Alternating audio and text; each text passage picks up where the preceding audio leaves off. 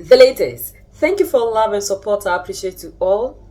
Those who are liking, sharing, commenting, and those who are sending me super thanks to support the channel as well.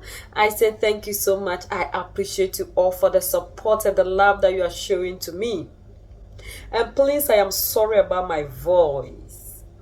I'm having cold, so please bear with me. Are all the Savior, the Protector, the Unifier, the Messiah, the King of Kings, the most loved, Captain Ibrahim Traore.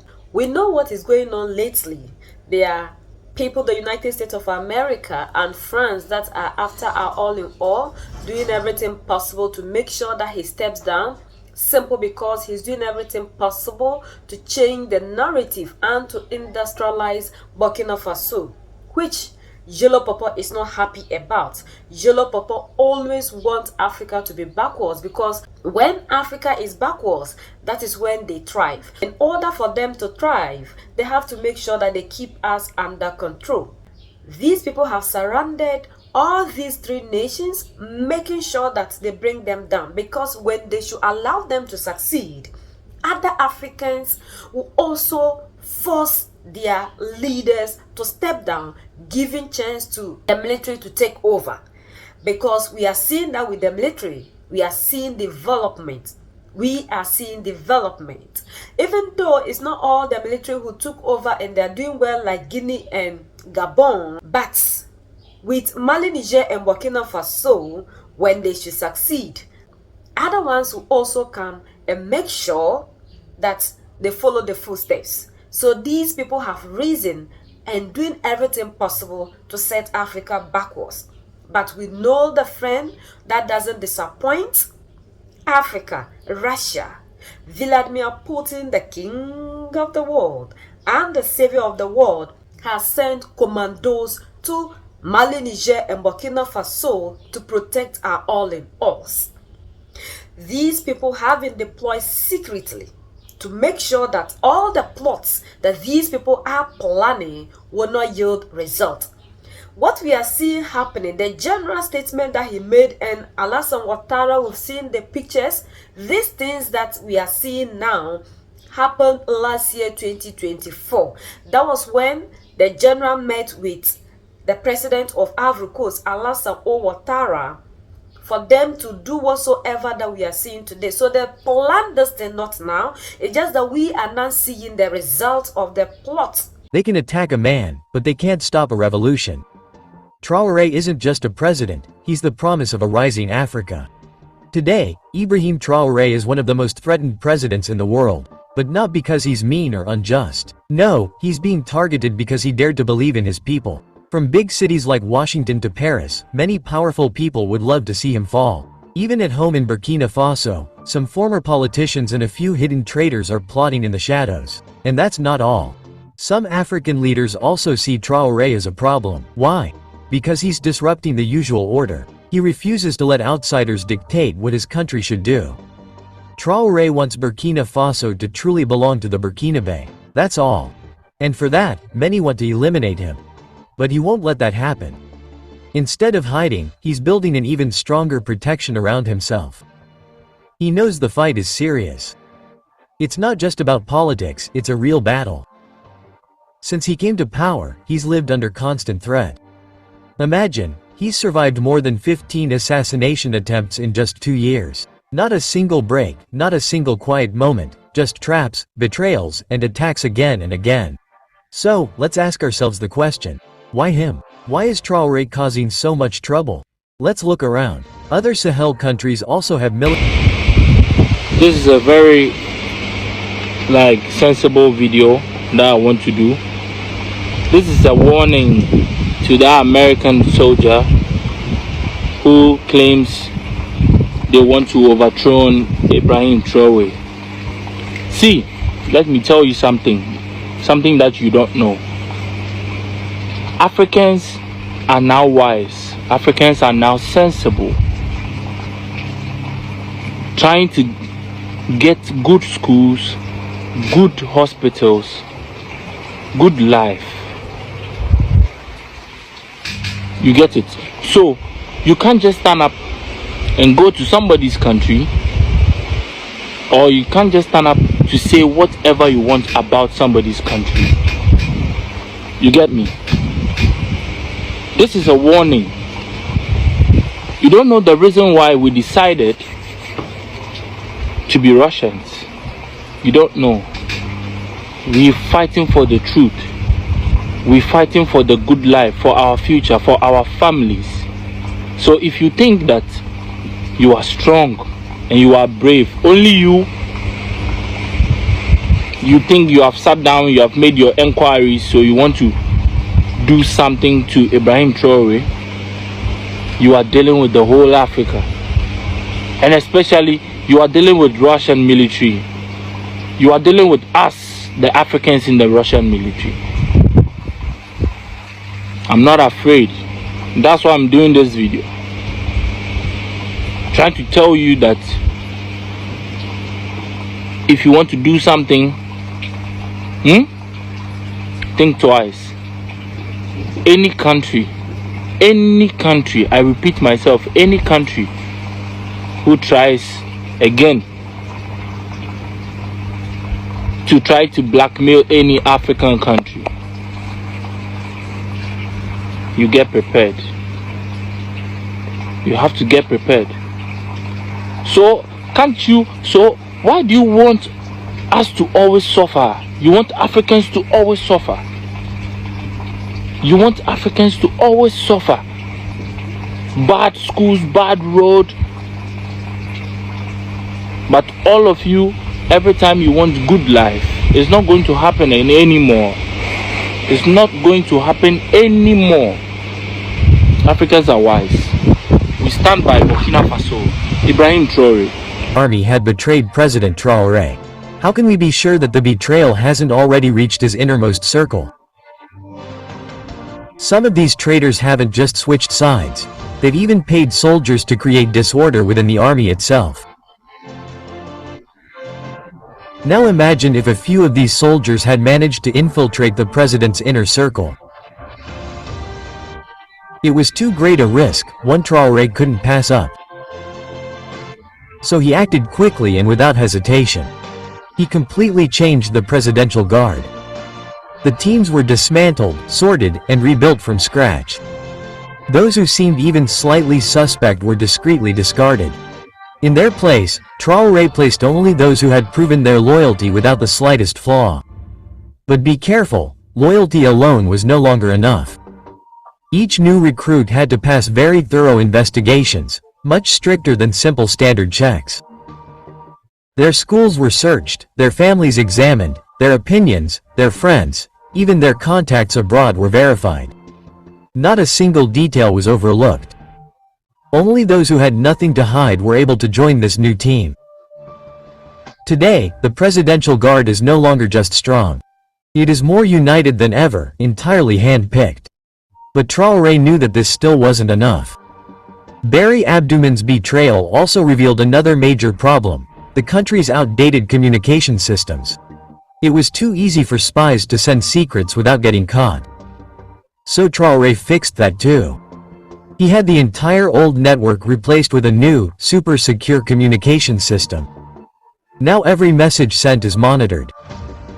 And if anyone tries to betray his country by sharing secret information, they will be detected, located, and arrested on the spot.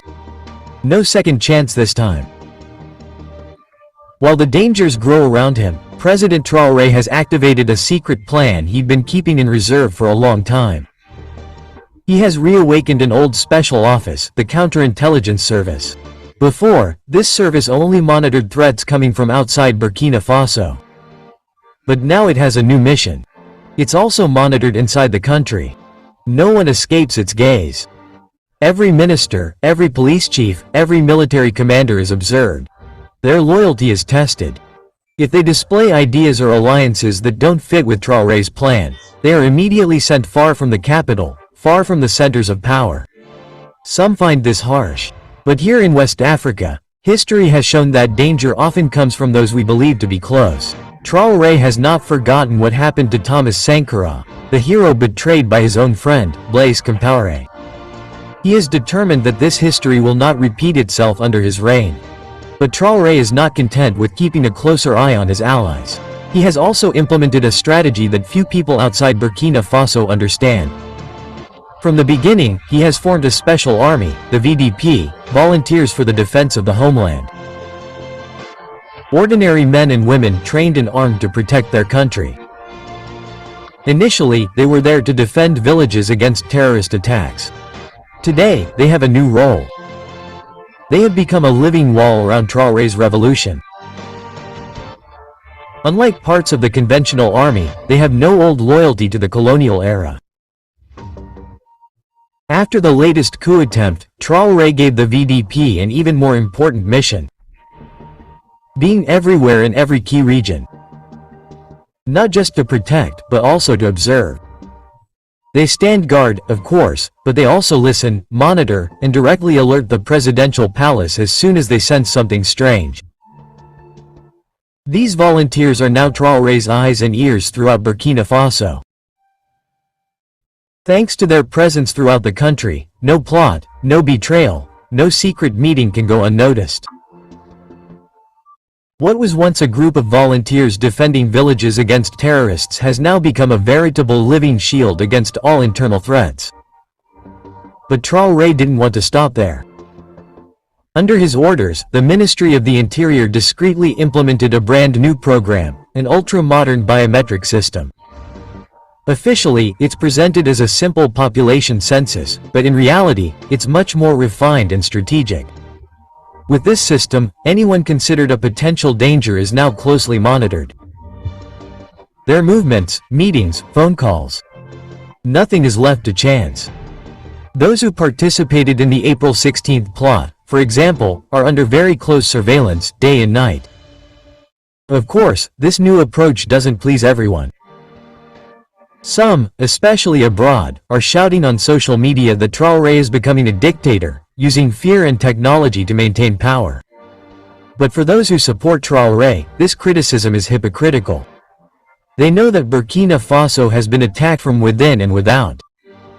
They have seen villages burn, children flee, and traitors conspire with enemies. And as Traore himself has said, Burkina Faso is not going through a simple election, it is going through a revolution. Revolutions, according to him, are never comfortable. They require vigilance, sacrifice, and above all, courage. Traore explains that today's great powers, those strong in industry, technology, and sovereignty, did not grow thanks to quiet elections. They were born out of revolution, struggle, and resistance to the system. In his eyes, Burkina Faso is following exactly this path. But this path doesn't please everyone. There are people inside the country and abroad who fear this change. They would rather Burkina Faso remain poor, divided, and dependent. They prefer a weakened country, easy to plunder, rather than a people standing tall, free, and in control of their resources. If these people really wanted change, they wouldn't try to destroy the man fighting to bring it about.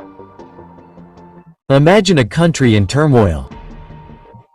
Since Traore took power in 2022, it's as if an alarm has gone off in the corridors of power and in foreign embassies.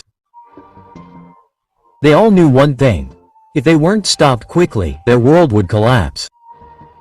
Between September 2022 and September 2023, there were 4 coup attempts. 4. And each time, Traore did what no one expected. No massive reprisals, no blind revenge. He just said, take your things and disappear. But the peace never lasted. In October 2023, 2 more blows in quick succession. This time, Traore understood, no more warning. The traitors were arrested, the plots nipped in the bud. But the storm was only just beginning. For a whole year, between 2023 and 2024, Burkina Faso lived like a besieged fortress, blow after blow, plan after plan, until the 10th attempt, the most terrifying of all. Why? Because it wasn't political, it was terrorist. In the shadows, an old enemy was stirring, Paul-Henri Damiba. Exiled in Togo, invisible but dangerous, Damiba wasn't alone. He had built a network. Infiltrated soldiers, sleeper cells, armed terrorists, discreet support from the Ivory Coast. The goal? Strike hard, fracture the army, sow panic, destroy hope. Barca Logo, a key city near the capital, became their target. The result? A massacre, hundreds dead, a city reeling. But this wasn't just a battle for territory. It was a plan to break the Traore revolution, create a mutiny, sow chaos, bring back fear, and guess what? They failed. These people kept in systems, and they had people who have been doing their dirty bid, like Alassane Ouattara, who allowed himself to be used against the progress of Africa. No wonder he's married to a French woman. So this is what always these people do, because Alassane Ouattara himself has been in power and is not allowing any other person to come in. Yet these people who claim they love Africans so much are not fighting Alassane Ouattara for being in power for a very long time. ECOWAS itself is not saying anything about leaders like Togo. We've seen another one who is there that is not leaving power for somebody else to take over. So why are they targeting the people that are rising and doing everything possible to give the African freedom, like Captain Ibrahim Traore, Assimi Goïta, and Abdurrahman Chiani?